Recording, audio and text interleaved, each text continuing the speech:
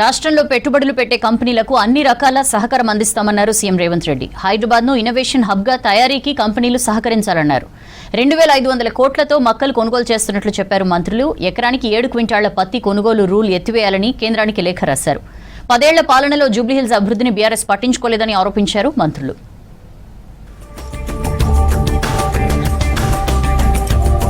ముఖ్యమంత్రి రేవంత్ రెడ్డితో పలు కీలక కంపెనీల ప్రతినిధులు భేటీ అవుతున్నారు. ఇవాళ జూబ్లీహిల్స్ నివాసంలో అమెజాన్ వెబ్ సర్వీసెస్ ప్రతినిధుల బృందం మర్యాదపూర్వకంగా భేటీ అయింది. తెలంగాణలో Amazon web services ongoing data centres ప్రాజెక్టులు విస్తరణ తదితర అంశాలపై రేవంత్ రెడ్డితో చర్చించారు.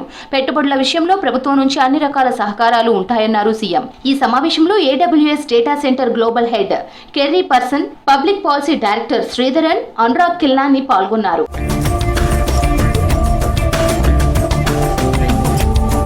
సీఎం రేవంత్ రెడ్డితో Germany consul general Michael Hasper బృందం భేటీ అయింది. డ్యూయిష్ బోర్డ్స్ కంపెనీ విస్తరణలో భాగంగా హైదరాబాద్ లో తమ గ్లోబల్ క్యాపబిలిటీ సెంటర్ ని ప్రారంభిస్తున్నట్లు సీఎం రేవంత్ కు వివరించింది జర్మనీ బృందం. జీసీసీ ఏర్పాటుకు హైదరాబాద్ ను ఎంచుకున్నందుకు జర్మనీ బృందానికి ధన్యవాదాలు తెలిపారు సీఎం. హైదరాబాద్ లో మరిన్ని పెట్టుబడులు పెట్టాలని, ఇందుకు ప్రజాప్రభుత్వం పూర్తి మద్దతుగా నిలిచి అన్ని రకాల సహాయ సహకారాలు అందిస్తుందని తెలిపారు సీఎం.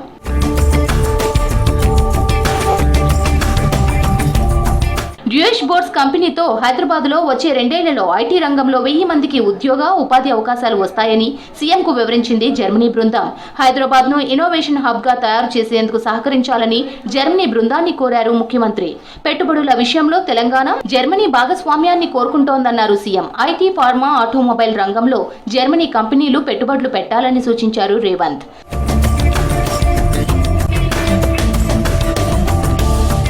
రాష్ట్రంలో మక్కల కొనుగోలు పరిమితి ఎకరాకు 25 క్వింటాలకు పెంచాలని మార్క్ఫెడ్ అధికారులను ఆదేశించారు మంత్రి తుమ్మల నాగేశ్వరరావు. 2500 కోట్లతో మక్కలను కొంటున్నట్లు చెప్పారు. సెక్రటేరియట్ లో రైతు నేస్తం కార్యక్రమంలో పాల్గొన్నారు మంత్రి తుమ్మల. సీసీఐ రూల్స్ తో పత్తి రైతులకు నష్టం జరిగే ప్రమాదం ఉందని సీసీఐ ఎండీకి వివరించారు. ఎకరానికి 7 క్వింటాల కొనుగోలు నిబంధనను సీసీఐ ఎత్తివేయాలని కేంద్ర మంత్రి గిరిరాజ్ సింగ్ కు లేఖ రాశారు తుమ్మల.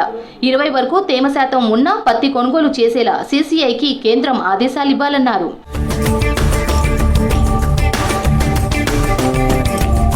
10 ఏళ్ల పాలనలో జూబ్లీహిల్స్, షేక్పేట్ అభివృద్ధికి బీఆర్ఎస్ చేసిందేమీ లేదన్నారు మంత్రి వివేక్ వెంకటస్వామి. కాంగ్రెస్ అధికారంలోకి వచ్చిన 20 నెలల్లోనే నాలాల పునరుద్ధరణతో పాటు రోడ్లను అభివృద్ధి చేశామన్నారు.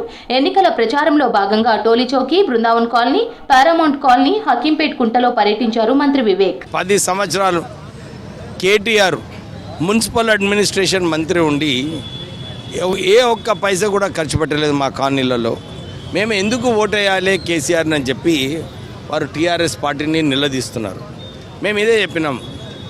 10 సంవత్సరాలు టీఆర్ఎస్ ప్రభుత్వంలో ఉంది, 2 సంవత్సరాలు టీఆర్ఎస్ ఎమ్మెల్యే ఉండే. మీరు ఈసారి కాంగ్రెస్ అభ్యర్థి నవీన్ యాదవ్ని గెలిపిస్తే మీకు ఏదైతే అభివృద్ధి కార్యక్రమాలు కావాలో ఇది జూబ్లీహిల్స్ని ఒక రోల్ మోడల్ కాన్స్టిట్యున్సీ చేయాలి. హైదరాబాద్, సికింద్రాబాద్లో అందరూ జూబ్లీహిల్స్ చూసిన తర్వాత మా ప్రాంతం కూడా మేము ఇట్లా చేసుకుంటామని చెప్పి ఆ నమ్మకం రానికే ఈ జూబ్లీహిల్స్ బై ఎలక్షన్ ఒక నిదర్శనం. మెడికల్ పీజీ మేనేజ్మెంట్ కోటాలో 85% సీట్లు తెలంగాణ విద్యార్థులకు కేటాయిస్తూ ప్రభుత్వ నిర్ణయంపై జూడాలు సంతోషం వ్యక్తం చేశారు. మంత్రి దామోదర రాజనరసింహను కలిసిన జూడా ప్రతినిధులు ప్రభుత్వ నిర్ణయంపై కృతజ్ఞతలు చెప్పారు. దశాబ్ద కళ ఆకాంక్షను రేవంత్ సర్కార్ నెరవేర్చిందన్నారు. స్థానికులకు పీజీ సీట్లు ఎక్కువ వచ్చే ఛాన్స్ ఉందన్నారు.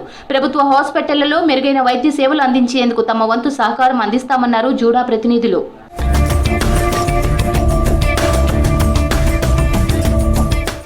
హైదరాబాద్ ను ఫిన్టెక్ కు కీలకమైన గ్లోబల్ కమాండ్ సెంటర్ గా తీర్చిదిద్దేందుకు కృషి చేస్తున్నట్లు చెప్పారు మంత్రి శ్రీధర్ బాబు. ఫైనాన్షియల్ మార్కెట్ సంస్థ Deutsche boards group GPC centre ను ప్రారంభించారు. ప్రపంచ ఆర్థిక వ్యవస్థకు పిల్లర్ గా ఉన్న డ్యూయిష్ బోర్డ్స్ గ్రూప్ హైదరాబాద్ ను ఎంచుకోవడంపై అభినందించారు. హైదరాబాద్ లో గ్లోబల్ ఇన్నోవేషన్ హబ్ ను ప్రారంభించబోతున్నట్లు చెప్పారు మంత్రి శ్రీధర్ బాబు.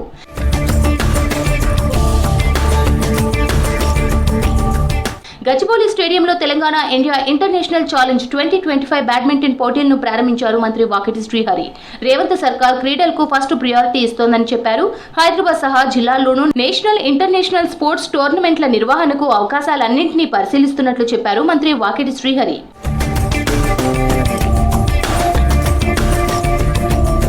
మంత్రిగా ప్రమాణ స్వీకారం చేసిన అజారుద్దీన్ కు శాఖలు కేటాయించింది రేవంత్ సర్కార్. మైనార్టీల సంక్షేమం, పబ్లిక్ ఎంటర్ప్రైజ్ శాఖలను మంత్రి అజారుద్దీన్ కు కేటాయిస్తూ ఉత్తర్వులిచ్చారు. అక్టోబర్ 31న రాజ్భవన్ లో మంత్రిగా అజారుద్దీన్ ప్రమాణ స్వీకారం చేశారు.